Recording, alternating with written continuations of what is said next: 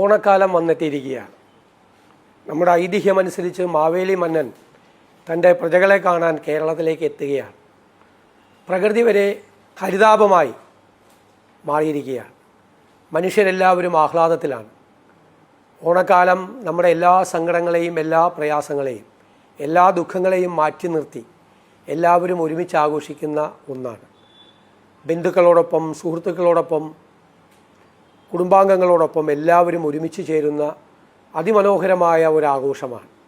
ജാതി മത വർണ്ണ വ്യത്യാസങ്ങൾക്ക് അതീതമായി മലയാളികളെല്ലാം ഒന്നായി ചേരുന്ന ഈ ഓണാഘോഷം നമ്മളെ അതിജീവനത്തിനായി നമ്മളെ പ്രേരിപ്പിക്കുന്ന ഒന്നാണ്.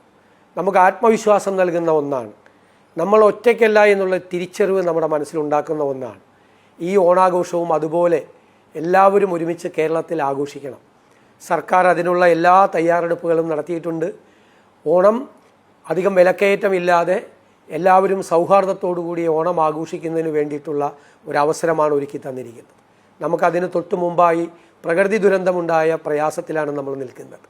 ആ പ്രയാസം ഉള്ളിൽ സൂക്ഷിച്ചുകൊണ്ട് തന്നെയാണ് നമ്മൾ ഈ ഓണാഘോഷങ്ങളിലേക്ക് കടക്കുന്നത്. കേരളത്തിൽ മാത്രമല്ല, കേരളത്തിന് പുറത്ത് ലോകമെങ്ങുമുള്ള മലയാളികൾ ഈ ഓണം ആഘോഷിക്കുകയാണ്. അവർക്കെല്ലാവർക്കും ഞാൻ ഊഷ്മളമായ ഓണാശംസകൾ നേരുകയാണ്.